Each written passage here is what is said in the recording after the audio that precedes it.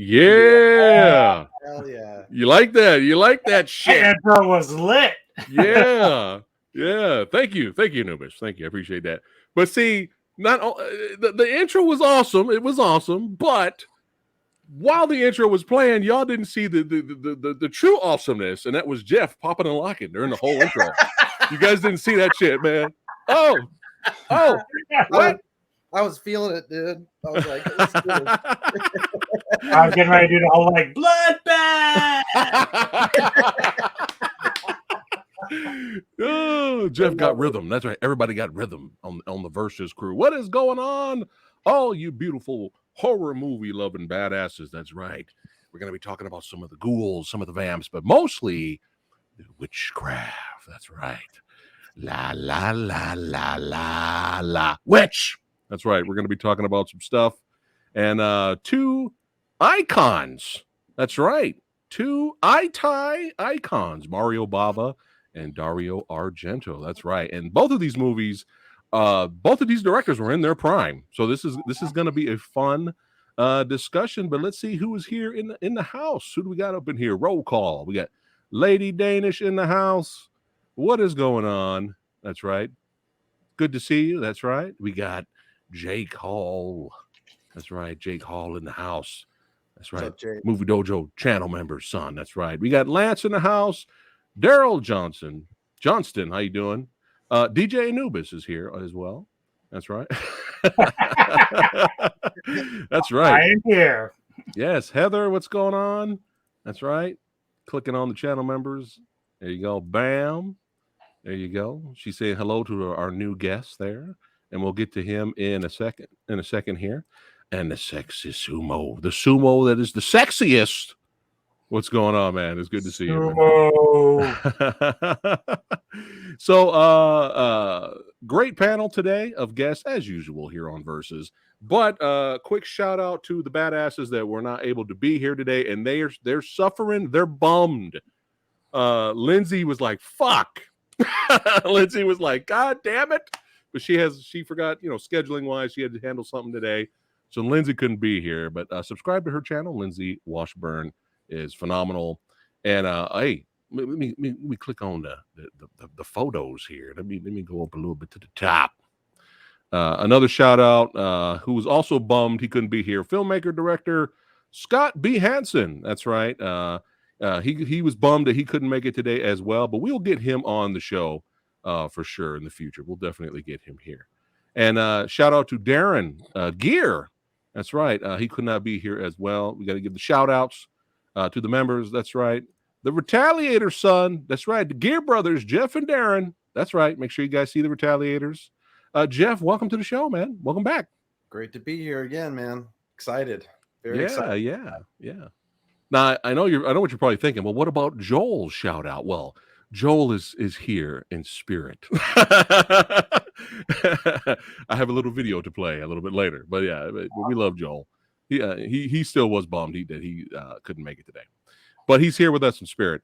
Oh yeah, let's go ahead and start it here. Guest roll call. Jeff, we already said what's going on to the other gear brother. That'd be Badasseth, and we have what metal and horror, baby. That's right, That guy DJ. looks familiar. I know. DJ Anubis is back on the channel. That's right, and the first time on Versus. That's right. The second half of Retro Serial. Shout out to Ian. That's right. Out there making people laugh, son. That's right. Doing a stand-up comedy. You know, a lot of people said for years that I would be good at stand-up comedy. No. I don't know, man. Have you seen your first video you ever put up? That was pretty comic. Oh no. I need to private that. I need to private that. No, it's all good. But yes, Thrash Pondo Pawns. That's right. Make sure you check out his channel and subscribe. Everybody here, all their information is in the description box below. So make sure you guys follow and subscribe. Thrash has a love, just like all of us here. He's a movie loving badass. He has a love for films, action, horror, all that good stuff. So I had to get him on here. That's right. And maybe in the future we'll get you back here on here some more verses. But welcome to the show, my friend. It is an absolute pleasure. I'm glad I finally was able to make it, and there will be a next time, I promise you. Nice. I was like, man, should I call him Bob or Thrash? But I'm like, Anubis, Thrash. Yeah, it's a lot badass, a lot more cooler. Yeah. All right, let's go ahead and have some fun talking about both of these classic films, and we're gonna have a good time. So I'm gonna kick it off here. Don't forget, guys, spoilers. I mean, a lot of the spoilers was already in the intro, so these movies have been out for a long time. So there's gonna be spoilers. You understand by now, it's your fault. Yeah. Yes, but for those who have not seen Black Sunday, here is the quick plot synopsis, so you at least have an idea what the movie's about. So, Black Sunday, 1960. We're going back to the old school. That's right. It's about a vengeful witch and her fiendish servant return from the grave and begin a bloody campaign to possess the body of the witch's beautiful look-alike descendant. That's right, directed by Mario Bava, starring the amazing Barbara Steele. Yes. So I seen this like 5 billion years ago. It's been a long time. But I was just like, you know what? And I remember enjoying it. I remember enjoying it for the most part.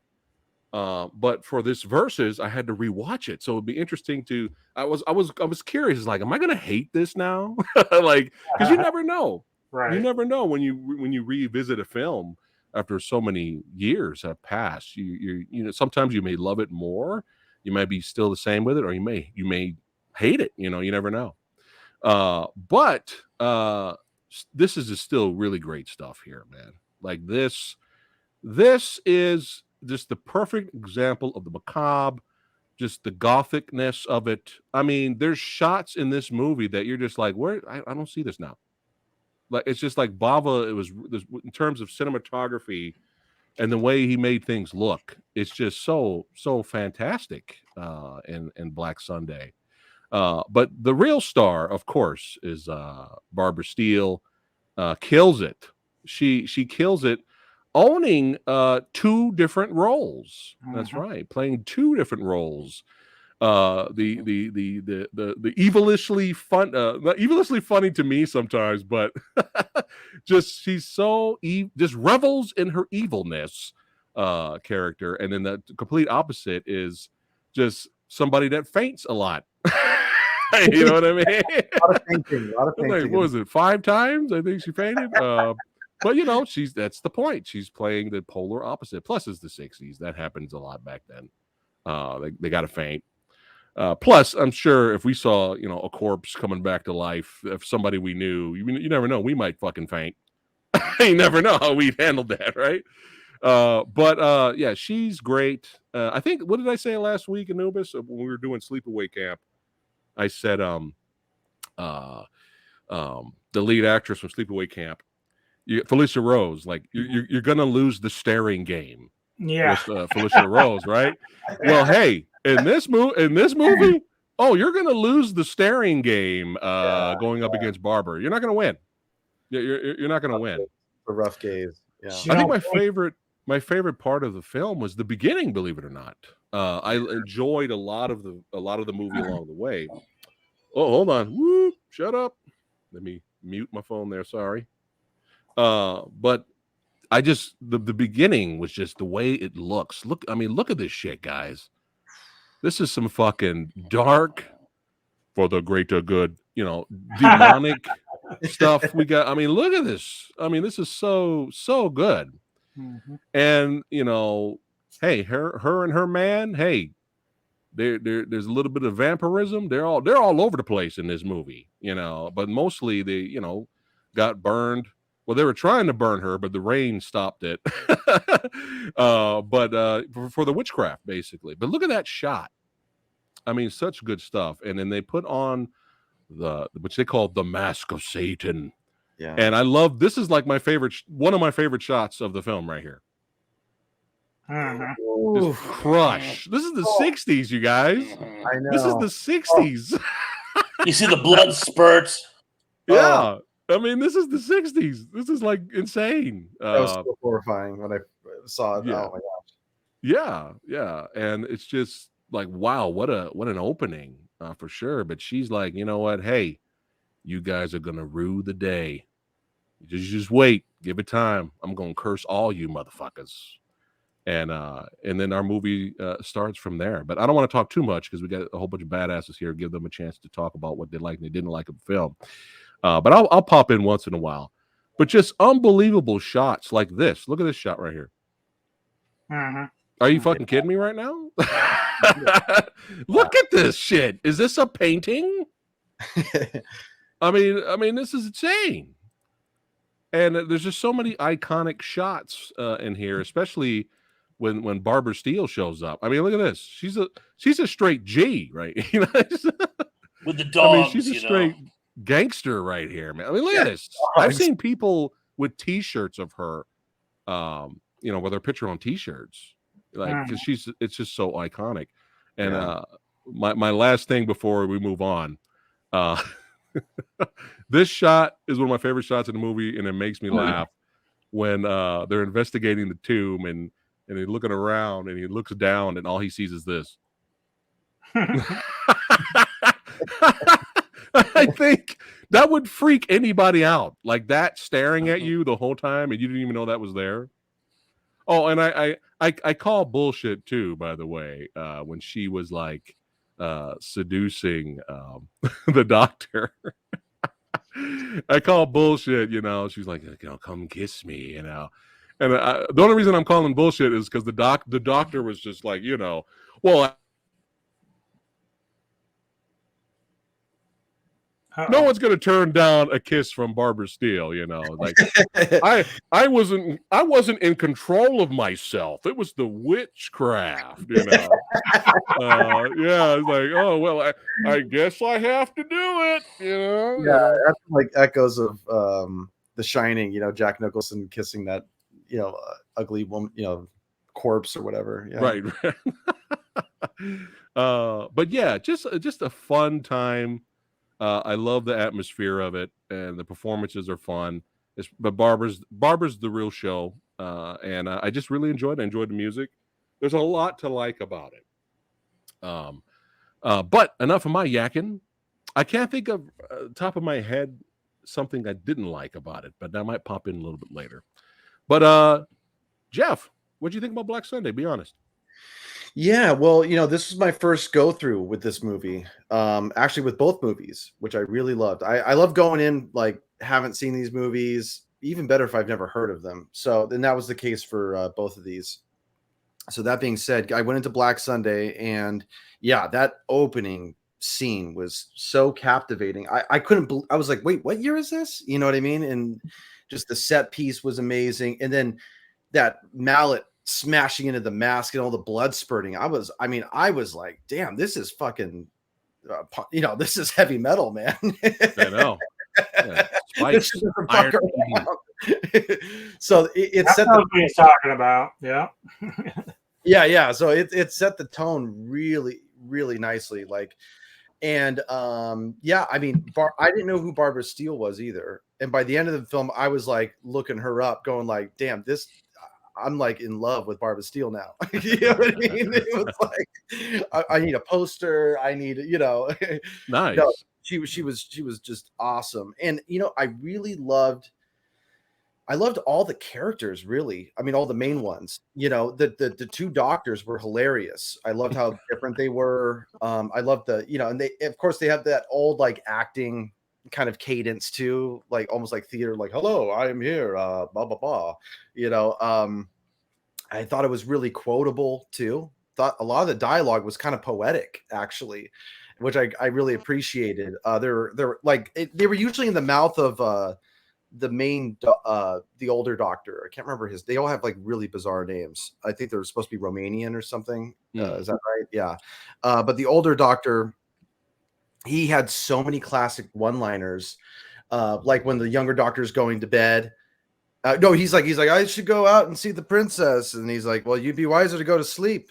Mysterious princesses are more easily conquered in dreams. Like, you're just like, what the fuck? That's a great line, Mm-hmm. So I really love that. Kept me captivated all the way through. There was also a really cool effect towards the end as well, like with I think the head in the fire.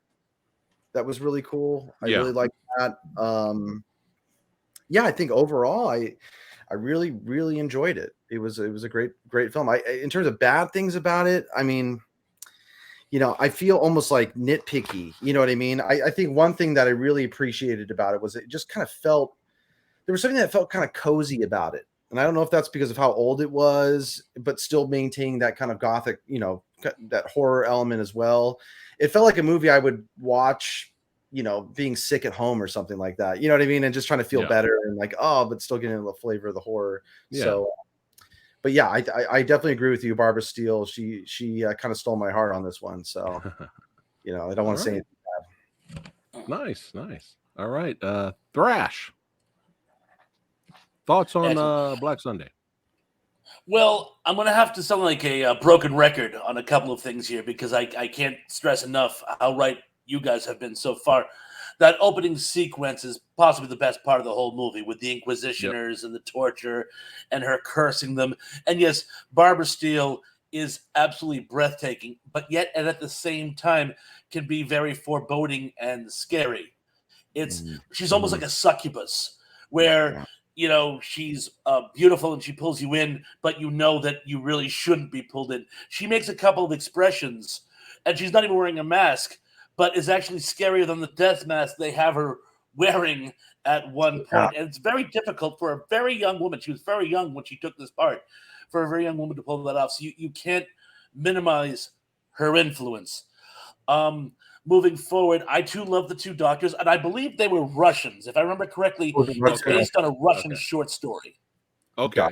And but I love the fact, and we've seen it many times since, you have the two men of science who are stuck in the story of the occult, and that's really, really grounding. You have two doctors, two professionals, who get caught up in this world of witchcraft and sorcery. So even men of science can get pulled into this seedy underworld. And I think that's great because they're actually two very different characters. The young doctor is pulled in because he falls in love with Barbara Steele. The older one is just too busy scoffing to realize how much trouble he's in. and of course, the two of them both have their own little clash with the macabre. I love the atmosphere. I mean, the imagery is just outstanding. I love the little things they do to kind of get you to like jump in your seat. The scorpions. I'm glad you reminded me of that, because when I first saw that, I'm like, that for the cameraman, that must have been horrifying. He's like, how am I going to clean up all these scorpions afterwards? Because as you know, the little ones are the most poisonous.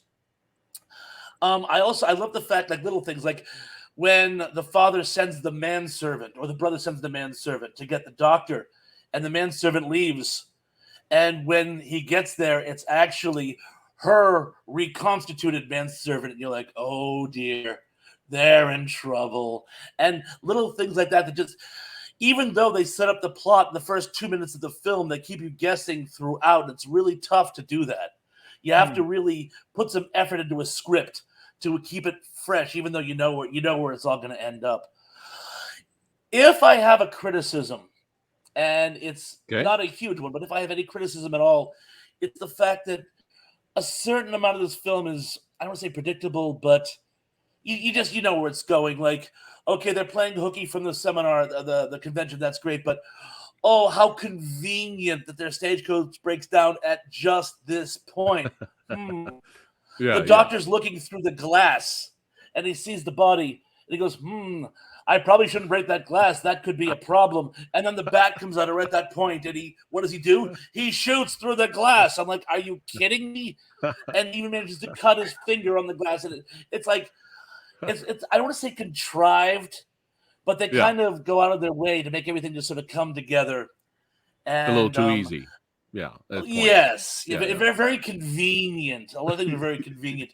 But I got to tell you, it's one of the most influential horror movies, period. It influenced the Mexican Brainiac, Black Sabbath with Boris Karloff, Ghost Story set in New England. It's a very influential film, and on the whole, it's one of my all-time favorites.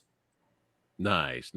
I don't know why I got a Three Stooges vibe when the older doctor just randomly pulled out a gun. The whole time he's just fighting the bat, and then out of nowhere he just pulls the guns out like Three Stooges style, just out of nowhere shoots it. I was rolling at that. Nubis. So basically, what Thrash is saying is that the doctor heard a voice, and that voice was Hans Gruber saying, "Shoot the glass." You guys covered a lot of ground that I talked about with this film. I was kind of surprised though that this was Bava's first directorial debut. So for being his first film, that's really quite amazing. The visuals are awesome. The set pieces. You were showing the clip of the hoods. That kind of just so isolating atmosphere that it creates. It's so awesome. Again, Barbara Steele, can't much more to say on that. She's just hypnotizing and mesmerizing to look at. The effects for the time were really good. Like you show all the face stuff, the bad acne she had going on that the doctor couldn't resist. But that was really creepy crap. Like that's something that is really surprising to me for 1960. So, and of course the mask of Satan getting impaled in her face and the blood squirting out, like that stuff's just amazing. I was actually quite surprised that, just because it's Rotten Tomatoes, but the critics gave this like an 86% and the audience is like 77. So I found that to be pretty impressive. Yeah, for a 1960 film. As far as like negatives, like Jeff and Thrash, it's really just kind of nitpicking, but it's more about personal taste. And it's just like, I'm not generally a fan of black and white horror films. I never really have been. I don't know what the reason is. Maybe just because my age. I don't know, just whatever it is. Like, I don't often find myself being very scared by black and white films. But this does have like a nice gothic creepiness about it. And it's certainly worth all the praise that it gets, especially when it stands out among some of the other ones around the same time period. Yeah, very well said. But thanks for bringing up the practical effects. Makeup is really good. But yeah, there were really cool visual moments that I forgot to mention. So Anubis, props for him to bringing it up. But like the one where it's just the corpse, and you see the corpse filling up, from the inside, and like almost trying to create eyeballs a little bit. Mm-hmm. That was cool, man. Or when she touches her descendant, she like transfers her energy to her, and so her wrinkles start going away, and then the descendant starts getting older. That was pretty cool. The young doctor was like, "Oh, she's." I was like, "Come on, man!" The young doctor at the end was like, she's old and ragged and fucked up now. God damn it. Like, come on, man. It's kind of fucked up. Kick it to the curb. Yep, yep. Well, you know me. I mean, nitpicky wise, you know me. I want more violence or more action and stuff like that. But I mean, that's just me being nitpicky. But I think it had a lot. The scrap at the end was interesting because it was filmed in a way where you could barely see it with her servant versus the love interest. But it kind of made it chaotic because they were all over the place. So it kind of worked that you didn't really see the action fully. They're just rolling around, kicking each other in the walls and stuff. It was kind of chaotic in a way. It kind of felt a little realistic in a way. But yeah, that was kind of fun. But yeah, I mean, she tried to set up her descendant to get killed off. Didn't work out. And I like how he went after her and grabbed her shoulder or pulled apart her cloak, and you could see she's not fully regenerated yet. Yeah. Which was kind of badass, man. Yeah. And of course, you know, they finally there was no rain this time. They burned her. That was it. That was her. Look at that face. Damn, look dude. at that face. I know. Yeah. Gosh. Yeah. And of course it ends with the lovey-dovey. You know, was it me or did the young doctor look like young Clancy Brown? I don't know. At times he reminded me of Clancy Brown a little bit for some reason. But yeah, Black Sunday, I ended up enjoying it more, rewatching it after all these years. I was surprised. Oh, Radical Reggie in the house. I hope you're feeling better, brother. That's the legend right there. Y'all need to subscribe to the Radical one. That's right. And we'll get him on. I'll let Reggie. I'll let you know what we're doing next Thursday. You might want in on that one, man, because it's going to be hilarious. But yeah, overall, very solid and very enjoyable. But now let's fast forward 17 years. Suspiria, 1977. Plot synopsis: an American newcomer to a prestigious German ballet academy comes to realize that the school is a front for something sinister amid a series of grisly murders. That's right. Directed by you-know-who, Mr. Argento, starring Jessica Harper, who I seen in another film that I didn't think I was going to enjoy. And Thrash, you know the other movie she was in that was popular around that time, right? Phantom of the Paradise. Yes, I was Phantom of the Paradise. Yes, I was surprised I enjoyed that movie. It was fun. I thought it was fun. Yeah, it's a good film. It was all about beef, man. Beef. You guys got if you want to know what I'm talking about with beef, you gotta watch Phantom of the Paradise. But yeah, let's jump into this. So I've heard for many years how good this film is, and it's iconic and inspirational and inspires people today, and everybody hates the new movie. I have not seen it. I have not seen the new movie, the reboot. I have not seen it, but a lot of people hate it. Some people I heard liked it for what it was, but overall people were like, why touch a classic? But you know, let's rewind a little bit. So when I first seen it, I was like, okay, let's see what all the hubbub's about. I really liked it, man. I didn't know the plot synopsis or anything. I didn't know anything. I just went in blind, and I was tripping, man, by the end, and I was like, this is a fucking coven. I was like, holy shit, this is a witch coven, man. Like what? Mm-hmm. You know? And I enjoyed the score from Goblin. That's right. Mm-hmm. Goblin did the score. Even though the la la la, you know, that can get a little annoying sometimes, but I still enjoyed that song a lot. I like that song a lot. But if you hear that song, you know, there's little cues earlier in the movie, you know, when you hear witch, you know, in the main tune of the film. But I didn't even hear all that the first time I watched it. I was just kind of taking it all in. And holy shit, just like Black Sabbath, the beginning of this movie it's fucking insane, man. It is wild, man. It's the best kill. It's just overkill gore fest. So for you gore hounds out there, like Samurai Guy, I love the beginning of this movie. But yeah, just I feel like I'm going to repeat a lot of the same stuff I said with Black Sunday, but in terms of film being a visual feast, this movie is a visual feast. Yeah. It's insane. The cinematography, the lighting, everything that Argento has put together. How the fuck do you have 5 billion colors in one shot? How do you do that? I was just like, wow, but yeah, it's just a visual feast. And, I like the twist at the end. I think the twist, the big reveal, is what sells it for me. Believe it or not, don't get mad at me. I'm not saying this. I'm curious. These guys might say it. So, hey, I'm not saying it, but there's a lot of people out there that kind of think Suspiria is overrated, and that's fine. To each his own. Mhm. I've heard people say this. Don't get mad at me. I'm quoting other people. I've heard people say this. It's colorful. I ain't wrong. It's a colorful movie. Mhm. That's all I got from it. Really, Literally. Whatever. Literally, not figuratively. Literally. So I was just like, okay, let's see what's going on here. What other people have to say about the film. Hold on a second. Super chat. Thank you so much, certified badass channel member John Bonnie. Thanks again for the super chat. He goes, "What's up, all?"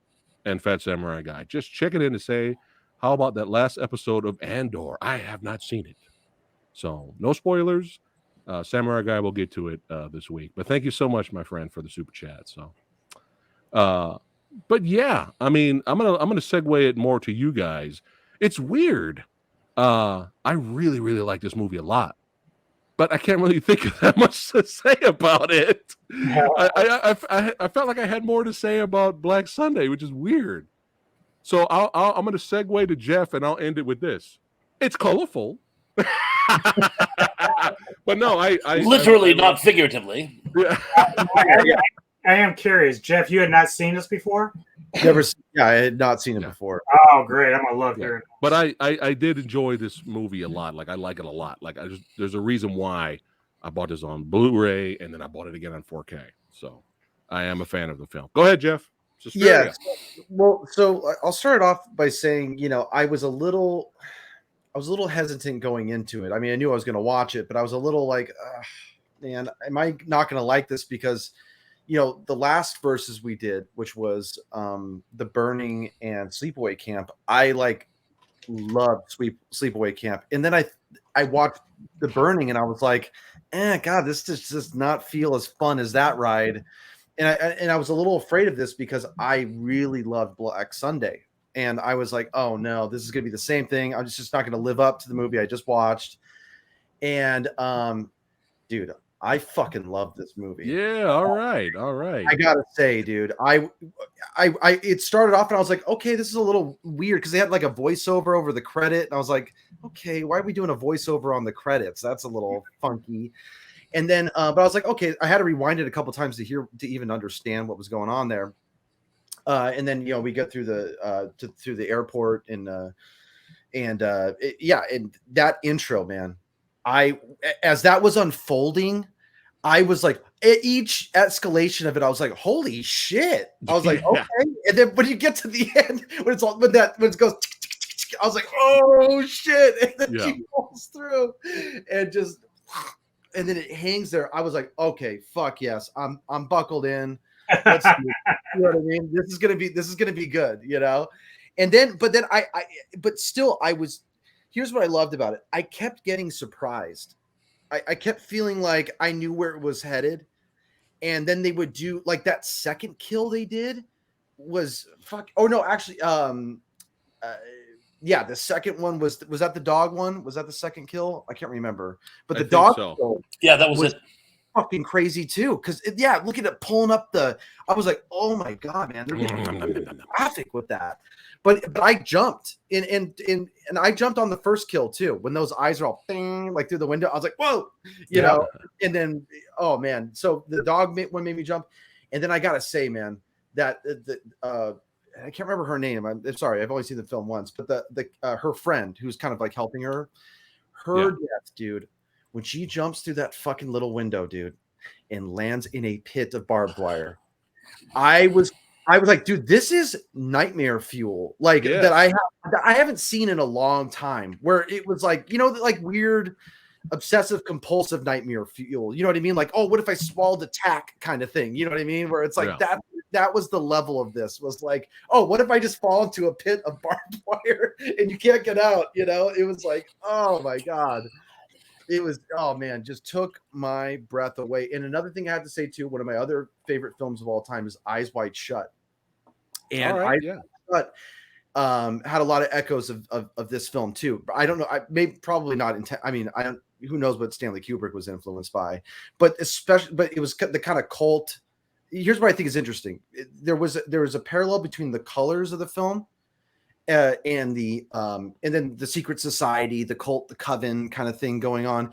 Eyes Wide Shut is a very red and blue contrasted film, and I found that here too. I got to give a shout out to my girlfriend for pointing out the colors to me, because what I was harping on initially when I was talking to her about it was the music felt very Eyes Wide Shut as well at times. That kind of experimental, spooky kind of score at times. And I gotta say, that's the other thing too. I fucking loved the score. I can't tell you how much and no song ever annoyed me. It never got to a point where it was like, oh, that's getting annoying or anything like that. And then how each time one of the scores came on, you're like, oh shit, someone's about to die. Like that was the only time, but you never knew how it was going to unfold, so it would still scare me and kind of get me. That's always the interesting thing about Goblin's music and that, because it's so overwhelming, but yet you don't get sick of it. Like it's so massive with everything that's going on, but you just don't get tired of it at all. Absolutely. And you know what? And it not only was it creative and kind of experimental, but it was also kind of experimentally used. So it'd be kind of like overwhelming, and then she'd shut the door to a room and it'd just go suck it. Like there was no drop off. It was a very odd, unusual transition, but it worked. It kind of like kept the unnerving emotion of the film going, atmosphere of the film going. So yeah, I loved it. And then the climax was amazing. I didn't know where that was going. And then you see like the outline of the body and you're like, oh shit, she's invisible and she sees it. That was, oh man. Yeah. That was so satisfying. That was satisfying ending. You wanted, you know what it was too? It was for killing her friend. I felt like once her friend died, you were like, fuck these people, dude. Like her friend was a good person, a sweet girl, and this coven just wasted her, and the only I'll wrap it up because I feel like I'm blabbing on now, but the only nitpicky thing I had about it was that there was one character. So every film that I watch of these, I feel like there's an MVP. The Black Sunday doesn't even need to be said. Like we know who the MVP is there. It's Barbara Steele. In this movie, it was weird because I was like, dude, the MVP is really Pablo's. And they didn't do enough with Pablo's. He was the guy bringing in the food that was all with the teeth. Yeah, with the teeth. I was like, dude, Jaws from James Bond, yeah. It was like, we need more of him. We need more. That was kind of fucked up though, man. When she introduces him, she's like, you can call him ugly. It's fine. He won't. He's like, doesn't matter. He won't respond. You can call him ugly. It's fine. But he got new teeth. And with that's kind of fucked up. With that setup, I thought they would do more with him. Like, you know what I mean? Yeah. Like, okay. That's a fair with them, and I was like, ooh, this is that's fair. Maybe he's gonna get obsessed with her and like try to make a move on, shoot his shot with her at some point. You know what I mean? But that just that never happened. That was the only thing I was a little bummed on. So yeah, I think the characters, in that respect could have been a little, there was more to do there that he didn't do. But other than that, good point. Great film. All right. Thrash. Well, I'm going to start from the beginning because it's really important. Jessica Harper was absolutely perfect for this film because she, in any of the films you see her in, she was in the sequel to the Rocky Horror Picture Show. She was in Penance from Heaven. And she always manages to have this great sort of, I don't want to be here look. And she does this fish out of water face, which was absolutely perfect for this movie. Like and it starts off right from the get-go. Oh, and by the way, that little opening narration in the original Italian, and I must confess, I've only seen this in the English version. Same with Black Sabbath. In the original version, that's actually Dario Argento, and he's setting the stage himself. Okay. It's like this is my story, and here's the setting. It was supposed to be like an almost Shakespearean staging. It didn't really work in the English version. The guy was kind of phoning it in. But it starts off, you're in the German airport. Yeah, I know. Really. She's at the German airport, and she looks at you also see that very artificial red light, which you always seem to see when she's about to get in trouble. That neon red, that's her color, and it means, honey, be on your toes. She looks out the door, and already she knows things are going to go downhill. She goes outside, and it's not just inclement weather. It's gale force winds, thunder and lightning, driving rain. She almost gets herself killed just trying to flag a taxi. Taxi driver is one of the creepiest people in the entire movie. We're not in Kansas anymore. It sets the stage, boom, right there. And things go downhill when she gets to the school. She's going in, and our first victim is going out. I mean, there's a lot going on here, and she's only marginally connected. And I couldn't agree with you more on that first kill. I mean, I really thought, and I saw this film years ago, but I rewatched it for the purpose of this show. I really thought it was going to become another slasher film. Slasher films were actually almost experimental at this point. And not only did I didn't love the girl getting hung, but I think it was a great shot, that drop. But did you notice her friend, who is very ineffectually trying to get help from everyone? Yeah. She gets killed in the 3 places, the forehead, and then it's almost like some type of satanic gospel read, where because it's the head, the mouth, and the heart, like boom, boom, boom. It's like, and I'm like, yeah, that couldn't have been accidental, but it looks staged. And it was just such a great scene. But then they shift gears again. There's a lot of shifting gears in this film, and they do that intentionally, I feel, to keep you feeling off balance, because you're supposed to be like Miss Harper. You're supposed to be very unbalanced. I don't know who did the location shots, but those interior shots are like literally something out of a German expressionist painting.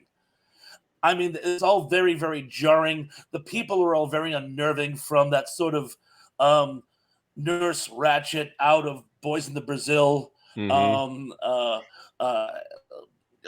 dance instructor, the little boy, the nephew, who looks like one of the princes in the tower, the 2 Eastern European cooks, the females who look like something out of a Brothers Grimm story. I mean, everyone there is really, really, really unnerving. And I can't figure out why Jessica Harper doesn't just simply go home. Oh, you have no record of me? Okay, deuces, bye. But no, she decided to stick it out. And visually, it's absolutely amazing, and I love how it unfolds. Again, the kill with the dog was just out of left field. I mean, we knew he was going to die. We just didn't know how. Having him killed by his own service animal, roast beef. That was amazing. So again, visually, I thought the film was absolutely amazing, and the way that they unfolded it really kind of brought you along. If I have a criticism, though, how should I put this? There were so many false flags. It kind of undermined the story for me. I mean, we, as you say, not only the Romanian server. I mean, that guy who looks like Keith Carradine, who is going to be her love interest. He has 2 lines, and then we virtually never see him again. Before she becomes friend with Susie, there's that rich socialite who she lives with for like 2 days, and then we never see her again. Daniel, the blind piano player, we're still never sure. I don't know. Did they have a deleted scene? Do we find out why Coven decides to turn on him? Yeah, his dog attacked a young boy. But that seems staged. That seems staged too. Like they were looking for a reason to throw him out. Oh, yeah. Could be, yeah. Yeah, no, I felt that too. Yeah, it felt a little. Yeah, that felt like a loose thread or something. The David Carradine, the Keith Carradine guy, was he in on it too? Yes. Okay. I had a Yes, feeling he he was would one get of on it their by the end. men's Maybe that's part of the problem is that the piano guy wasn't part of the coven. Like towards the end, you find out like everybody's involved. That you're like, holy shit, everybody. There was people I didn't even see in the film was in the background. I'm like, god damn. But maybe that was it. He wasn't involved. That's why they were trying to clear the decks. One of the things Did I you started mention? doing though is Did you mention Olga Thrash? Olga character, Or- right? Olga was like her first friend, or well, yeah, sort of, right? Okay. oh the socialite girl, the one she lives with for 2 days. Yeah. oh, yeah. the one that was like, "Hey, give me $50." That one, right? Yeah. That's the one. Yeah, she just disappeared too. That character, Yeah, like she we just- didn't see her anymore. And we never found out why.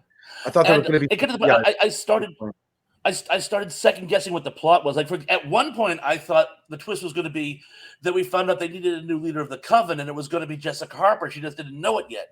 I It was thought going that. to be like something Interesting. out of the legacy. Yeah, I was Interesting. on her too.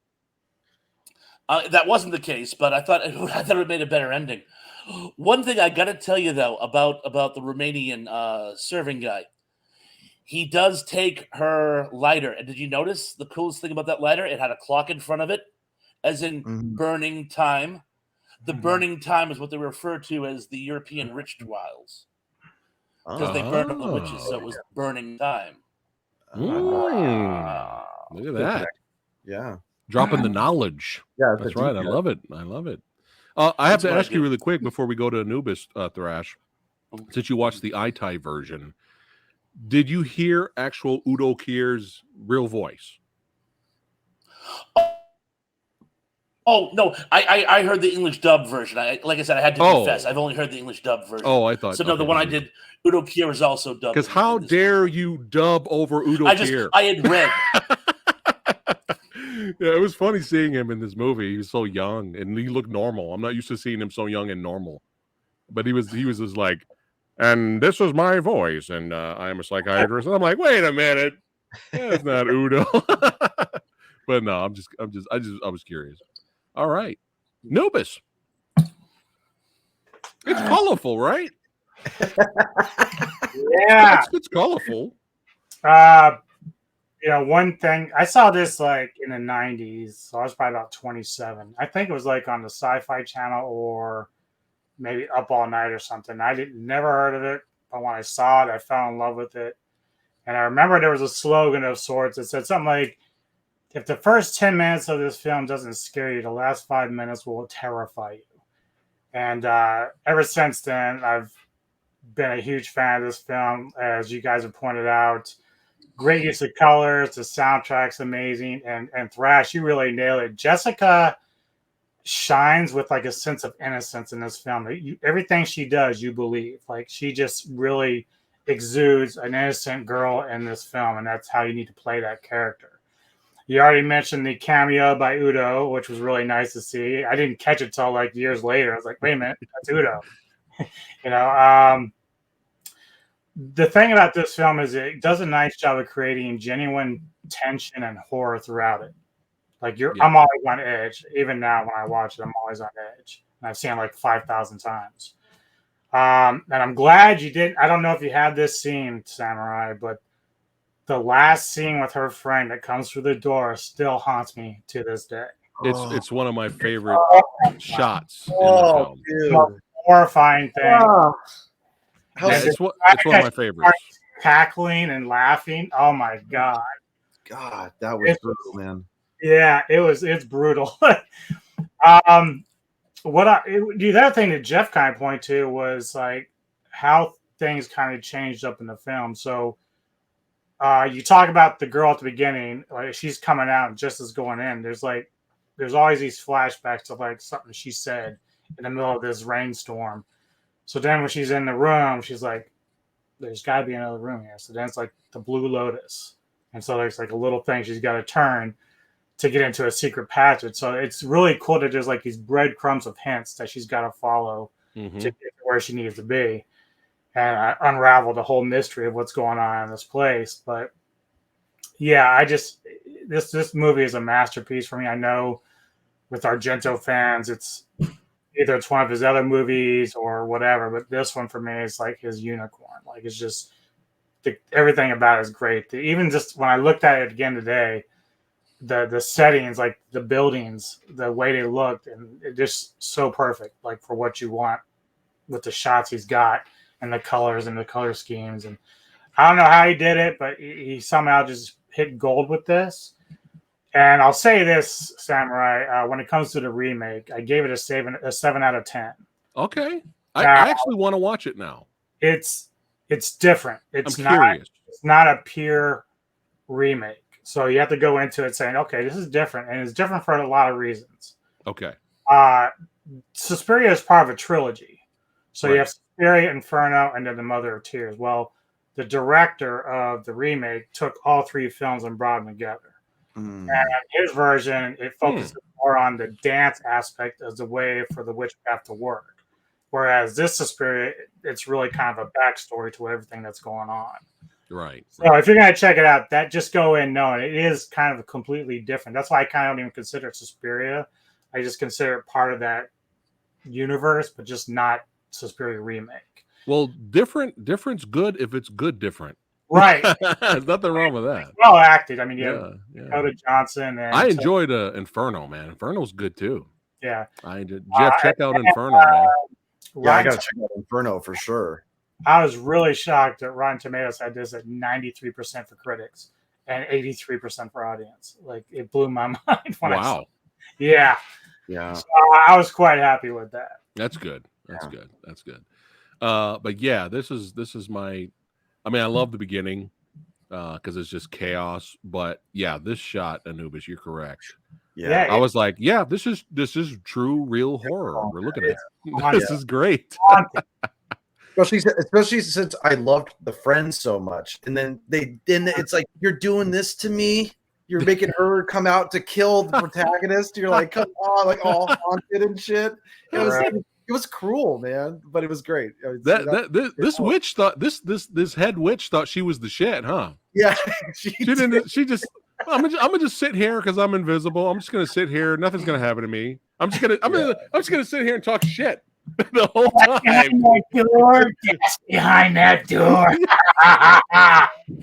She's just talking shit the whole time, sitting on the bed, and then she's just like, "Well, fuck it. I'm just gonna stab you right there."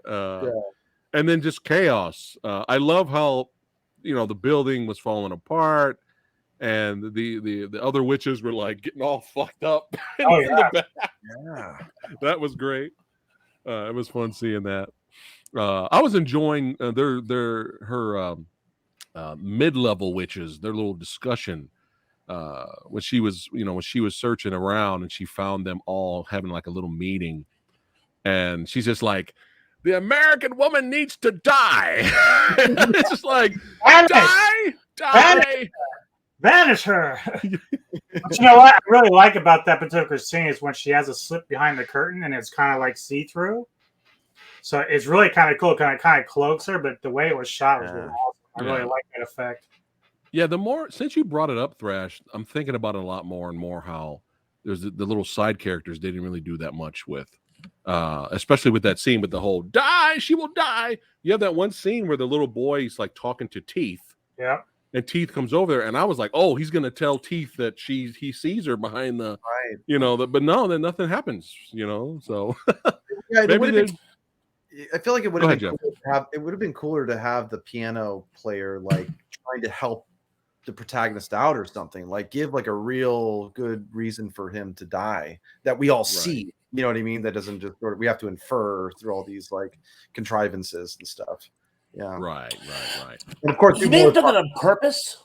Giving us red herrings to just throw us off our game. Maybe. Right? Yeah. That could be it. I'm down for that for sure. But then I would jump on your criticism though, Thrash, and say maybe too many red herrings. You know what I mean? It's like you don't get away. Maybe you get away from that, but you kind of just end up at a different criticism. Nubis for the reboot, however you want to call the other Suspiria film. I have a question. Did the director go, there's no way we can remake the original classic? No matter how good of a movie we make, the fans are going to kill us. We're dead in the water. So let's do our own thing. Is that what happened? Actually, from what I had read, the director hates Argento. Hates it. Oh God. Here's the kicker. Okay, Okay. he does such a nice job for 95% of that movie, and then what happens? The last 10 or 15 minutes, he fucking goes Argento, which throws. It's the worst part of the film for me. I think I would Wow. enjoy that part of it. But I'm like, dude, you were doing so well doing your own fucking thing. Why'd you Right. go all Argento all of a sudden? It's like, why? So that's really my biggest criticism with the new film. But for Yeah. most of the film, there's such really good acting and it's really shot well. He did a really good job with it. So it's its own monster. Okay. It's not going to live up to Argento's version, but I give it some credit for originality. Okay. All right. Interesting. All right. Well, it's time to vote. And Thrash, the cool, fun thing about Versus is there's no criteria for voting. You could be a critic about it, or you could just be completely biased and be like, Barbara Steele is fucking hot. Fuck the other movie. I'm going for Barbara Steele. I mean, it could be anything. It could be any reason, your own personal reason. That's what you vote for. I will go last. Jeff, who you got? Black Sunday or Suspiria? Yeah, man, dude, this was actually a really tough choice. I you know what, I got really crazy with it and broke down like all these different features of the film, you know, the special effects, the climax, the kills, the this, the that. I ended up after on balance, they were tied. And I tried not to look at the other side's numbers, but I was like, wow, okay. Now, of course, certain things weigh a little more than others. Mhm. So it was, I don't feel like, I do think there is a winner here for me. Look, Black Sunday, I mean, she brought Barbara Steele into my life, and I love that, and also that director. I wasn't familiar with his work before this, and I gotta say, man, I loved the way the camera moved. I loved how lively and just active the film felt, especially for just being like a black and white film that, you know, from the early '60s. It felt like it could have been directed by somebody today. You know what I mean? Using the same techniques and stuff. So I really, really did love Black Sunday. You know, and like I said before, you know, look, Black Sunday felt like, it feels like home to me. There's a kind of coziness I feel with the tone of that film, even though it's a horror film. It just feels like a cozy blanket, you know. Suspiria felt kind of like I got kidnapped from my home, okay, and woke up in a fucking dungeon, okay. It was so effective with its horror elements that I was like, you know, and look, one is black and white, one is in color. I think they both do really well for what their palettes are, Right. but I'm kind of, I'm with you, Anubis. You know, I'm a little partial to the color films. Like the black and white doesn't really scare me. You know what I mean? As effective as it can be. So now, not for just the color alone. You know, I don't really know what it is. There's just a little magic, little extra magic to Suspiria that I felt, that I took away with. And so that's where my vote goes. Suspiria. Nice. And credit to Anubis. You're on a roll, my friend. This is his picks. His suggestions for the second week of Horror Versus. So he's been on a roll. All right. So Suspiria for Jeff. Thrash, who you got? I too found this to be a photo finish. Both films were icons of the horror genre. I love both directors. I thought the performances in both were outstanding, from the mains, Miss Harper, Miss Steele, all the way down to the supporting cast. It was just, they were both very well executed. But I'm going to cut to the chase. Because I felt that Suspiria, though visually stunning, was just missing little bits here and there, characters not being properly exploited or extrapolated on. I just felt like there was something on the cutting room floor that could have pulled the whole thing together. And as I didn't feel that about Black Sunday, I'm going to say Black Sunday narrowly edges out Suspiria. Wow. All right. Look at it, making it interesting. All right. Oh, shit. Wow. Okay. Interesting. All right. Nubis. Well, two things. When I was talking with Samurai last week about possible matchups, do you remember when I mentioned that? I gave you like a list. I said one of the possibilities would be Lords of Salem by Zombie, and you're like, let's not do that. Yeah, let's not do that. Can you show me Joel first?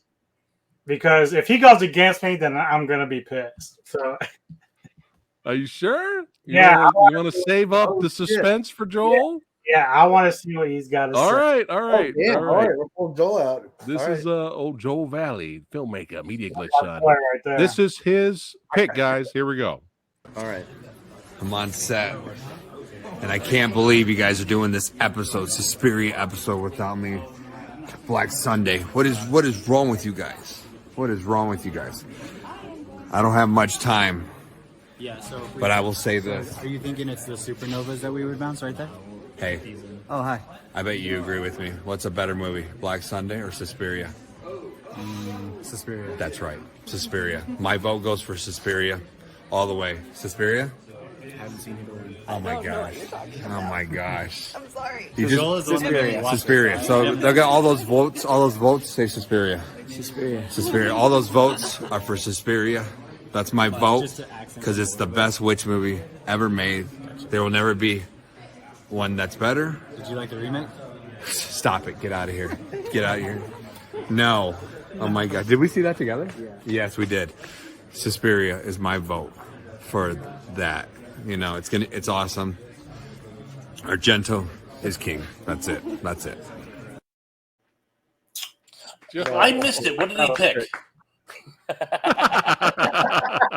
He picked the colorful one, Thrash. Hey, I'll vote Frozen over because he and I agree. Suspiria. It's my favorite horror movie of all time. That's your Hands- favorite of all time? Yep, hands down. That's awesome. Wow. All right. Look at that. That's awesome. Well, it is time for the Samurai Guy to vote. And again, rewatching Black Sunday. I always want to say Black Sabbath. Rewatching Black Good movie Sunday. too. Yeah. It is a good movie. I was thinking, That's Bava too, right, Nubis? what? Yes. Black Sabbath. Yes, it is Mario Bava. Check out Black Sabbath, Jeff. It's another Bava movie. Yeah. I'd love It's an to. anthology. There's like different stories. Yeah. Yeah, no, It's in color too, Jeff. So you'll be all right. I'm down. Very colorful. The band Black Sabbath took their name from that film. Mm-hmm. Yeah. Cool. But after I remember liking Black Sunday, and then 5 billion years later, watching it again, I actually love Black Sunday now. But I got to be true to myself.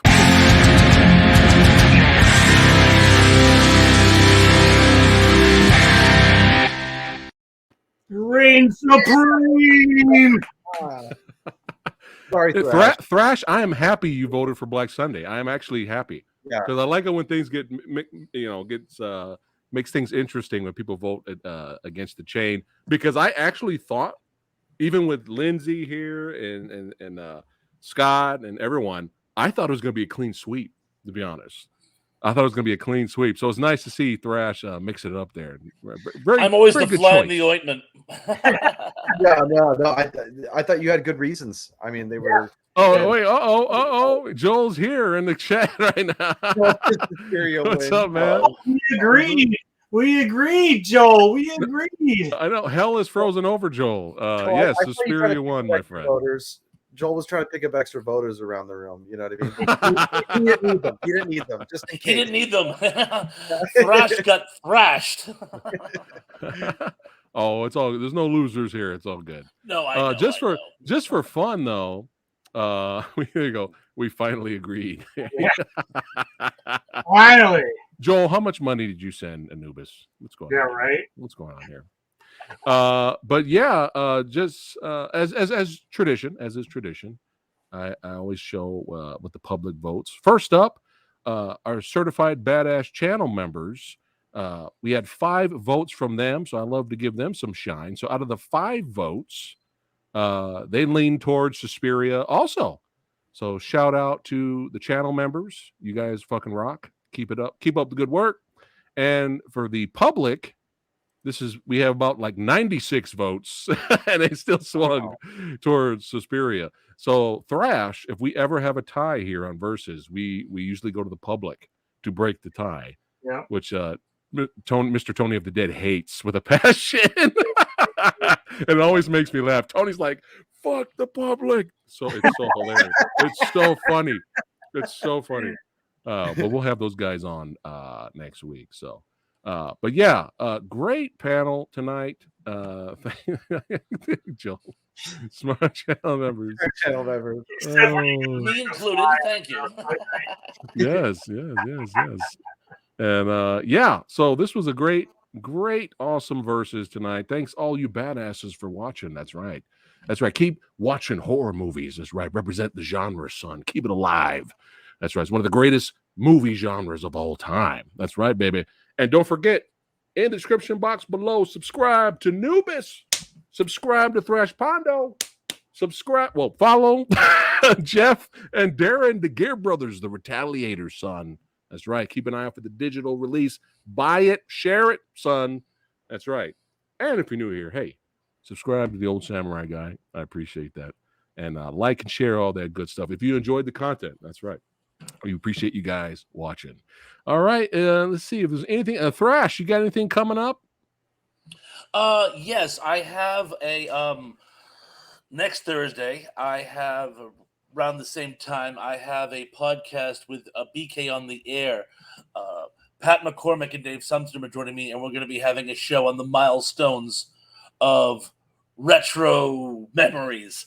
I also, on the 22nd of October, at I believe 1 Eastern Standard Time, I'm going to be joining the Unapologetic Geek on his live showing in his public domain theater.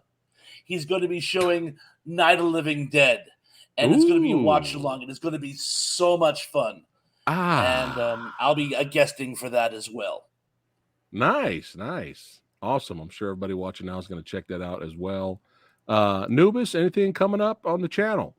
If you need to find any of my podcasts with Neko, she's not here right now, but we do it every Wednesday for audio, and then we try to do stuff for our YouTube channel as well. Next Thursday, which I won't be here for the Versus that we're doing then, but trying to get with Lone Wolf Ronin, and we're going to do a new segment that's called Lone Wolf with Dub, where we review martial arts movies. Nice. So the first one up for next week is Seven Grandmasters. So, that's a good one.